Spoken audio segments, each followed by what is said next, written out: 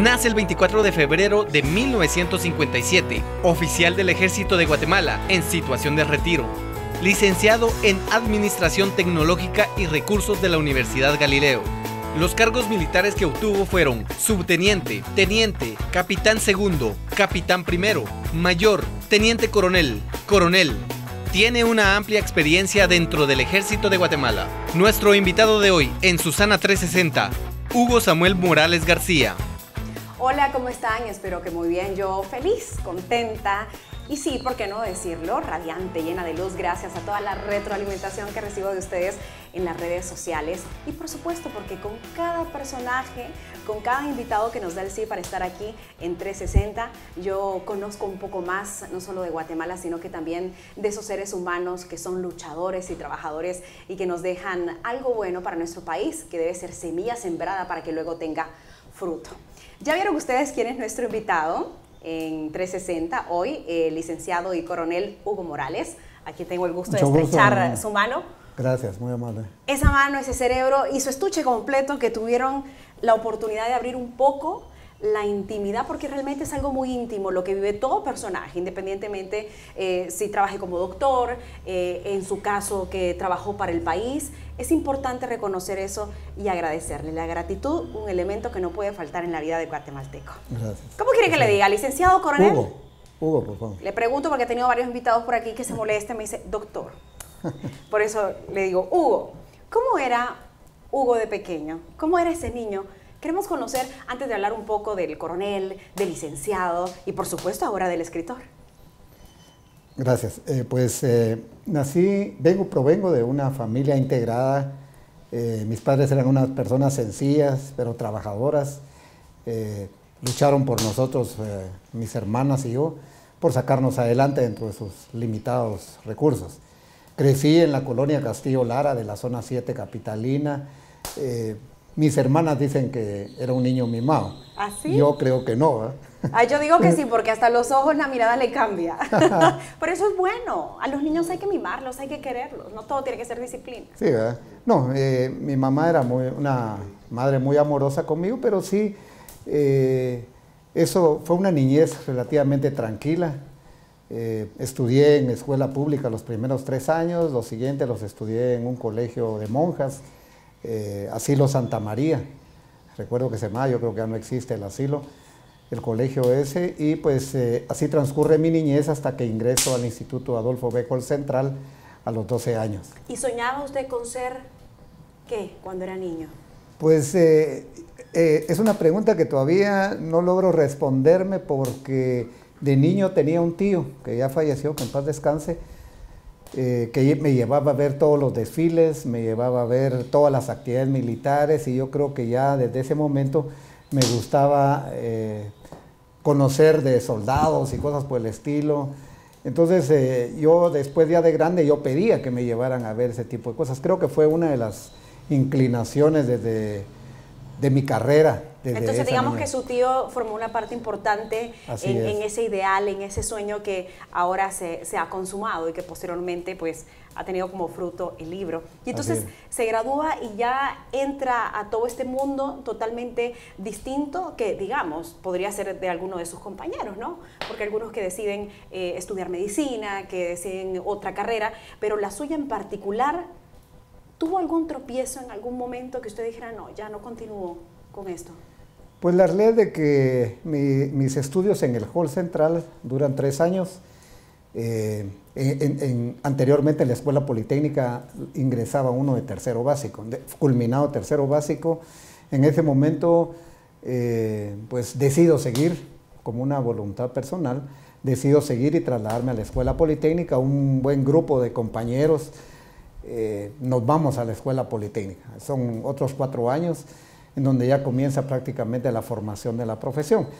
La Escuela Politécnica pues es una academia militar muy estricta, con un gran renombre en Guatemala, y pues cuando uno es joven tiene tropiezos por disciplina, por algunas cosas, y sí, realmente tuve algunos tropiezos durante mi durante mi formación. ¿Y qué fue lo que le hizo pensar no voy a tirar la toalla, voy a seguir adelante? Porque eso es muy normal, ¿no? En el tema de la adolescencia, por eso se llama adolescencia, porque adolecemos, estamos un poco confundidos. Pero ¿cuál cree que fue ese elemento que le ayudó a no tirar la toalla? Pues la realidad es que es una buena pregunta, porque nunca me había puesto a pensar en eso, qué fue lo que no me hizo tirar la toalla, pero creo que es más la decisión de querer uno tener un sueño y alcanzarlo, lo que uno se propone, ¿verdad?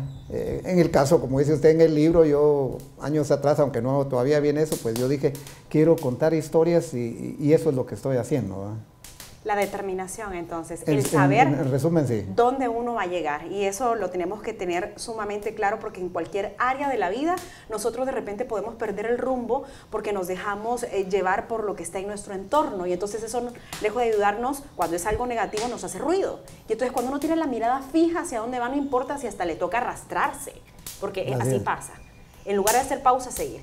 Bueno, y entonces llega ya su momento de la graduación y todo lo demás, y por fin usted ya está en la carrera que había soñado. El que desfilaba ya era usted. Sí, ahora era yo. Ahora yo era el que vestía pantalón, pues, pantalón rojo y guerrera azul. Como decía, pues el paso por la Escuela Politécnica, creo que se podría formar un libro con cada historia de cada uno de los que pasamos ahí. Pues un elemento fundamental es la disciplina, principios y valores, que uno los va fomentando a través de la carrera, pero también los trae desde su hogar, ¿verdad? O sea, hay principios que vienen del hogar y ahí se terminan de fortalecer, ¿verdad? Terminada esa parte, pues ya me integro a una vida militar donde entramos en una época que ya era de conflicto. El conflicto armado interno comienza en los años 60, pero tuvo un declive después de muchos combates y llegó un momento de aparentemente calma. Digo aparentemente calma porque en ese entonces la guerrilla lo que estaba haciendo era prepararse, entrenarse para dar una nueva contraofensiva. Entonces, los primeros 3 años de mi carrera los curso, o más bien dicho, me desempeño en la zona militar de Zacapa. Era una zona relativamente tranquila, no había ese tipo de cosas. Y estando ahí, pues yo voy a sacar mi curso CAIBIL, previo a haber sacado mi curso paracaidismo básico, me voy a sacar mi curso CAIBIL, que son 2 meses de entrenamiento intensivo, desayuno, almuerzo y cena, día y noche. ¿Qué era lo más difícil de ese entrenamiento CAIBIL?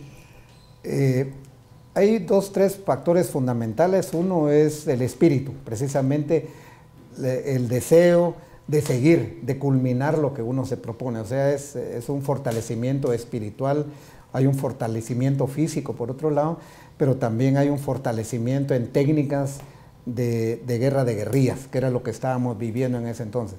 Entonces, en ese momento, sacar el curso CAIBIL era mantenerse a la altura para poder sobrevivir las duras tareas que se nos venían durante el conflicto. Tomo un respiro profundo y pienso también que soy madre, en todas esas mujeres, en todas esas madres que han decidido darle la luz verde a sus hijos para que tomen una decisión, al menos en esa época, ¿no? Porque ahora, aunque realmente a mí me cuesta un poco pensar que estamos en un momento de paz completa, porque yo que soy periodista y doy noticias todos los días, tenemos que mostrar cómo mueren pilotos a manos de extorsionistas, sicarios, etc. Pero pensando en la guerra del conflicto armado, pienso cómo esas mujeres venir y saber que sus hijos están ahí, que van a defender el país, ha de haber sido difícil. ¿Cuál fue esa relación con mamá, la mamá de Hugo? Pues la realidad es como los primeros años, como le digo, nosotros nos grabamos en mi promoción, la promoción 86, nos grabamos en junio del 77, el año 77. Algunos pues ya iban a unidades de combate, sin embargo la mayoría cuando en ese momento lo asignaban a uno de los diferentes comandos militares, uno iba a comandos que aún no estuvieran directamente en unidades de primera línea. Sin embargo, siempre existía la preocupación de los padres porque pues ya el conflicto se recrudece a principios de los 80. Entonces, pues siempre había una preocupación de que la madre sabía que uno iba a un área delicada, a un área peligrosa, y pues siempre le estaban pidiendo que uno tuviera cuidado y cosas que cualquier madre le dice a su hijo cuando sale. ¿Alguna despedida así muy fuerte que lo haya marcado, que lo tenga presente? ¿O No, nunca no. hubo despedidas? No, la realidad es de que la mayoría de nosotros evitábamos hablar interioridades de lo que nos estaba pasando, precisamente por no preocupar a las familias y ellos vivieran con pena, pero regularmente uno les decía, estoy bien, no te preocupes, me sé cuidar y cosas por el estilo, ¿verdad? Vamos a hacer una pausa comercial, tomamos un poco de jugo, también galletitas, me encantaría decir que yo las preparé, pero no las preparé yo, pero sí están muy deliciosas. Ustedes se quedan con nosotros, eso me encanta. Estamos charlando con el ahora escritor, pero también coronel y licenciado Hugo Morales sobre su vida y por supuesto también vamos a conocer un poco de la historia de nuestro país. Ya volvemos, una pausa aquí en 360.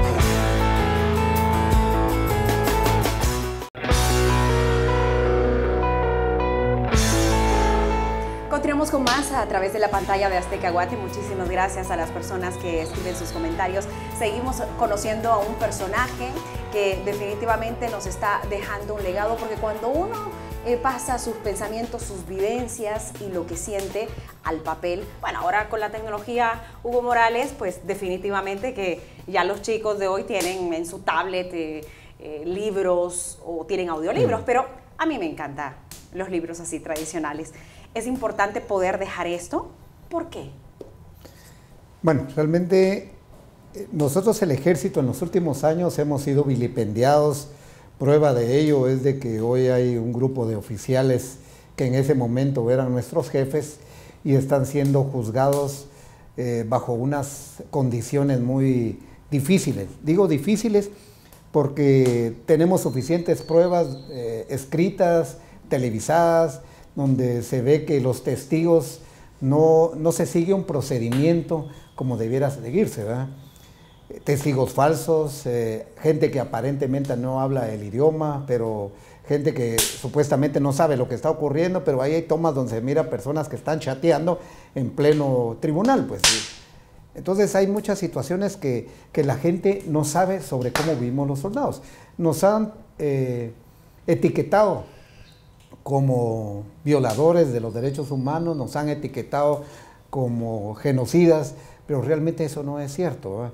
Entonces yo dispongo un tiempo atrás de que no es justo que la sociedad por la cual nosotros luchamos, por la cual derramamos lágrimas, derramamos sudor, derramamos sangre, nos endilgue de una manera que no es la adecuada, como que fuéramos un ejército foráneo. Nuestros soldados, nosotros somos parte de ese pueblo, de esa sociedad, y me nace pues el deseo de contar por lo menos mi historia. Yo no quise contar historias de nadie más porque sería meterme a un terreno que yo no conozco. Como quien dice, zapatero a tus zapatos. Exactamente. Entonces lo que vivió y lo que pasó. Yo quise contar mi vida, un segmento de mi vida, porque realmente solo aborda, más bien dicho, un periodo de 2 años que yo estuve como capitán, tenía la edad de 28 o 29 años, era prácticamente un soldado joven y ya estaba dirigiendo más de 150 hombres bajo mi mando y velando por la vida de esos muchachos. Entonces no es justo que ahora la sociedad nos tilde con unos epítetos que no son los correctos. Entonces decidí yo, como una insistía personal, porque no tengo patrocinio de nadie, no tuve el apoyo de nadie, más que de mis amigos que me dieron el apoyo y mi familia, por supuesto, para seguir contando lo que realmente yo viví. Aparte de las muertes, el ver desaparecer a un compañero, porque yo me imagino así, obviamente nunca he estado en la guerra como tal, estuve en el conflicto armado interno de El Salvador, me recuerdo que tenía que tirarme abajo de la cama, donde incluso asesinaron a uno de mis camarógrafos porque estábamos fuera del horario cuando estaba el toque de queda. Es algo muy difícil, pero aparte de eso, del derramamiento de sangre y de las muertes, en una forma muy personal, Hugo, ¿qué es lo que más le ha costado reconocer que perdió en este conflicto? Bueno, en este caso yo digo, no solo hablo de Hugo Morales, lo que yo trato de dar a conocer, que esas vivencias no son mías, pero realmente el impacto es de cada uno de los soldados que vivimos. O sea, hay historias similares que se estaban dando en Petén, en Huehuetenango, en San Marcos, en Chimaltenango, o incluso aquí en la capital, pero que cada quien vivíamos en un escenario distinto. pero lo que más impacta realmente es la injusticia que se está dando en Guatemala, porque, por lo que le decía anteriormente, no es justo que ahora nosotros defendimos a un pueblo y sin esa sangre y ese sudor que se derramó y esas muertes que se dieron, hoy no tuviéramos esta libertad de expresión. Hoy seríamos un país bajo controles estrictos como otros que hay en Sudamérica, en Centroamérica y en otras partes del continente americano, ¿va? No hay libertades. Eso lo dimos a través, ese fue el esfuerzo nuestro a través de una sociedad que imperfecta, pero sigue siendo una libertad, ¿verdad? A pesar de todos los asesinatos y todos los problemas que usted dice, pero creo que lo más impactante de esto es la muerte de mucha gente joven que se dio. En el libro yo relato varias muertes de jóvenes que estaban bajo mi mando o muy cercanos a mí, y realmente lo difícil es volver a recordar todas esas cosas que sucedieron, ¿verdad? Fue hace 30 años casi, por un par de meses que son los relatos de esta historia, pero eso es lo más impactante, volver a recordar eso. ¿Y la frustración en algún momento, coronel, no tuvo frustración porque como líder, como jefe de un grupo, saber que ellos estaban bajo su mando y que en algún momento no pudo hacer más de lo que usted hubiese querido hacer? Sí, hay momentos de frustración, de llanto. Yo vi compañeros míos llorar. ¿Y usted lloró en algún momento? No lloré, pero contuve mis lágrimas. Yo era el líder de unas unidades y pues lloré internamente. Y todavía lloro por esas muertes de esos jóvenes que quedaron ahí tendidas y que su vida se quedó truncada, se quedaron huérfanos, algunos niños, otras señoras viudas. Pues eso es lo que realmente duele de este tipo de guerra. Todo lo que pasó, todo ese dolor que se vivió, pues digo yo, no es justo que hoy vivamos ese dolor y todavía sigamos sufriendo. Hoy los ancianos que están ahí detenidos, porque no hay jóvenes, los que están detenidos no son gente joven, son todos ancianos con un trato y unas condiciones de verdad difíciles. He ido con algunos amigos, hemos ido a visitarlos y de verdad tienen unas condiciones difíciles. Dice uno, no es justo esto, ¿no? Ya aprovechando que está tocando ese tema, porque obviamente el programa se centra en usted como personaje y este maravilloso libro, En las botas de un caído, ¿qué le podría decir a los ciudadanos con respecto a esta situación tan difícil que vivimos? Porque al final también nos vemos dañados, tanto los jóvenes como los que no estamos tan jóvenes, refiriéndome a este momento crucial cuando salen muchísimos, incluso los medios de comunicación también, nos reunimos en una plaza para exigir que cese la corrupción y todas estas injusticias en el país. ¿Qué les podría decir a estas personas? Bueno, realmente creo que lo mejor es documentarse. Yo a través de los medios sociales que hay hoy por hoy muy modernos, pues uno tiene unas expresiones y recibe comentarios, ¿verdad? Pero me he dado cuenta que uno de los grandes defectos que hoy sucede, primero a los niños les han metido en la cabeza que el ejército, una versión que no es la real, una versión que no es la justa. Entonces creo que lo mejor es documentarse, leer, que ellos busquen información, que se motiven. Muchos opinan sobre cosas que no saben, de verdad. Y entonces cuando usted los ve, los mensajes, los diferentes comentarios, se da cuenta y dice, mire, de verdad esta persona no sabe ni siquiera lo que está hablando. Creo que lo mejor es sin el afán de parcializar el conflicto, porque todo conflicto tiene dos caras de la moneda. Uno que estaba de un lado y otro que estaba de otro lado. Creo que el mensaje es que ojalá que esta guerra no se vuelva a repetir. Que esta guerra, ninguna guerra es justa, ninguna guerra es bonita, y los que realmente deseamos en última instancia ir a la guerra somos los soldados. Pero son los políticos los que deben de buscar las condiciones para satisfacer las necesidades de la juventud, las necesidades de la población. Y usted lo decía, pues, con tanta delincuencia, hoy por hoy tenemos más muertos que los que había durante el conflicto armado interno. Antes los muertos venían de las montañas en helicópteros, en ambulancias. Hoy los muertos hay en cada lado, a la vuelta de la esquina. Entonces las juventudes deben de educarse, deben de buscar educación, deben de buscar lectura.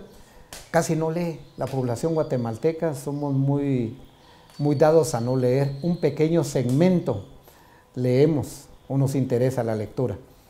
Entonces, yo los insto primero a buscar la paz, a buscar el diálogo, a buscar la reconciliación, a documentarnos sobre los hechos antes de emitir opiniones sobre X o Y tema. Vamos a la pausa comercial en 360 y nos despedimos en este bloque brindando, ¿le parece? Brindemos por la vida, porque Salud. realmente eso es importante, la vida que tenemos en nuestro país y la oportunidad de seguir adelante. Ya volvemos con más y ahora sí vamos a platicar de lleno del libro. Salud para ustedes también.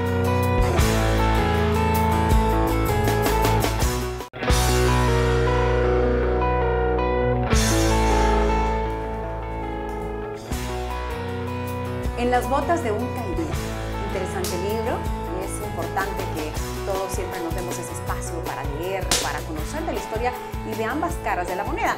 Sé que muchos ahora en redes sociales van a empezar a escribir y a criticar y a preguntarme por qué dar este espacio solamente para un bando, porque muchos así lo llaman. Yo no creo que seamos bandos, creo que hay gente que tiene ideologías distintas. Me preguntan a mí si soy de derecha, de izquierda. De hecho, a mí me han tachado diciéndome que soy una periodista de izquierda. Y realmente a mí de derecha a izquierda yo no tengo ningún problema. Yo soy de Guatemala. Yo soy pro la justicia y pro actitud de trabajo y de escuchar, porque hay historias de todos lados. Aprendí de escritor, me dice usted. Sí. La verdad es que es interesante que se haya animado a comenzar esta aventura tan interesante de las letras. ¿Qué más podemos encontrar en este libro de 360 páginas que hace juego con nuestro programa de 360? Igual que el nombre del programa. Sí. Una visión completa de lo que usted vivía, al menos en esa etapa, en el Triángulo Ixil. ¿Podemos encontrar eso y algo más? Realmente lo que relato son mis vivencias de lo que sentía uno de llegar a un nuevo lugar, de lo que sentía uno de llegar a algo desconocido, un terreno desconocido, en un idioma desconocido, porque el Triángulo Ixil básicamente es el idioma Ixil el que ahí se habla, ¿eh? No entender muchas veces. Entonces es un ambiente totalmente distinto, aunado a lo hostil que era en ese momento. Uno podía salir de su casa y no regresar. Habían puestos de asalto de la guerrilla durante el camino, había zozobra durante la permanencia, el tiempo que uno se alejaba de su familia, pasaba 2, 3 o hasta 4 meses alejado de su familia. Ni ellos sabían de uno, ni uno sabía de ellos, porque no había medios de comunicación. Claro, y en ese entonces que WhatsApp, ni que Twitter, ni nada. Además, ustedes estaban enfocados, me imagino, animal el soldado chateando y con el celular. Eso no se podría imaginar. Sí. Entonces, el único medio de comunicación era el telégrafo y las cartas que uno hacía en la intimidad de su dormitorio, si es que tenía dormitorio, escribir a la novia, a la esposa, a la mamá, sobre su vida, ¿verdad? Pero regularmente escribía uno cosas que no fueran del conflicto, precisamente para no preocupar. Entonces el libro relata todos esos momentos, todas esas vivencias que se dan, las muertes que se dieron, cómo se dieron esas muertes, esas emboscadas. Hay de verdad momentos desgarradores. He tenido algunos comentarios donde la gente me explica y me escribe en lo personal, me dice, mire, lloré, me dice, porque me dio una tristeza profunda leer esas historias de un hijo, de un hermano, de un familiar que estuvo ahí. Incluso personal que estuvo también en el ejército, que no precisamente estuvieron conmigo, pero que sí se identifican con la historia, me han dicho, mire, mi coronel, tuve que parar, no aguanté las lágrimas, lloré, tuve historias similares a las suyas, exactamente, pero yo estaba en Huehuetenango, yo estaba en Petén, pero no cabe duda de que removió usted mis sentimientos al narrar esas historias. También he tenido algunos comentarios de gente que se ha molestado por esas historias, claro. Pero yo le digo, realmente es mi vida. Algunos han dicho que de repente son mentiras. Le digo, no puedo mentir sobre mi vida, pues. Es mi vida y no la puedo ocultar, y esa era la intención, tratar de dar a conocer a la gente, a los lectores, a los ciudadanos que se interesen en la lectura, a los ciudadanos que se interesen en conocer. No digo la verdad, sino digo lo que se mi vivió. vivencia. Sí, y de la fuente, precisamente. Me gustaría saber cuál es el objetivo, aparte de que se conozca la historia, porque yo me pongo a pensar y creo que eso debe ser el mensaje y también la reflexión para cada uno de los que ya somos cabeza de familia, para los jóvenes, que independientemente sea en las botas de un caibil o en las botas, podría ser, o los zapatos de un guerrillero, al final lo que tenemos que entender es que esta historia no se puede repetir, porque ya demasiada sangre se ha derramado y demasiado nos ha marcado en la historia de nuestro país. Que la paz de verdad prevalezca, y no solamente de cese de armas de fuego, porque como lo decíamos, seguimos en este tema y estamos luchando por hacerlo. Sí, efectivamente tenemos 20 años de estar en esa lucha. Aparentemente ya deberíamos de estar en paz, no aparentemente, debiéramos de estar en paz, pero las condiciones políticas principalmente han inferido para que estemos en una nueva confrontación ideológica. Yo personalmente no me considero ni de derecha ni de izquierda. Yo me considero a sí mismo un soldado nacionalista que ama a su patria, que amo a mi familia, que amo a mis hijos, a mis nietos, pero por supuesto no quisiera que esto se repitiera. Nosotros en el ejército, digo nosotros en el ejército porque yo aún soy parte de ese ejército en situación de retiro. Si hubiera alguna confrontación, a nosotros los que estamos retirados nos mandan a llamar nuevamente para integrar las filas del ejército. Entonces yo de verdad no quiero una nueva guerra. Entonces el objetivo principal de esto comienza dando a conocer, yo quería que alguien supiera, por lo menos mi familia, dije, aunque voy a escribir estas historias. Un día que estaba con mucha reflexión, decido tomar mi computadora y ahí lo menciono yo, tal y como sucedió. Tomo mi computadora, comienzo a escribir unas letras, un par de páginas, dejo por un lado esa historia, pasa un tiempo y luego retomo la historia. Digo, no puede ser posible. Mis hijos, mi descendencia, deben de saber lo que vivió su padre, sus estudios, su forma de vida, su techo, viene del trabajo que yo como soldado, y por cierto me siento muy orgulloso de haber sido soldado, y creo que si volvería a nacer, volvería a ser soldado. Me gusta servir a la patria, me gusta pensar en una Guatemala mejor. Quiero preguntarle algo muy íntimo, y si no me lo quiere responder, está en toda la libertad de no responderme. No hay pena.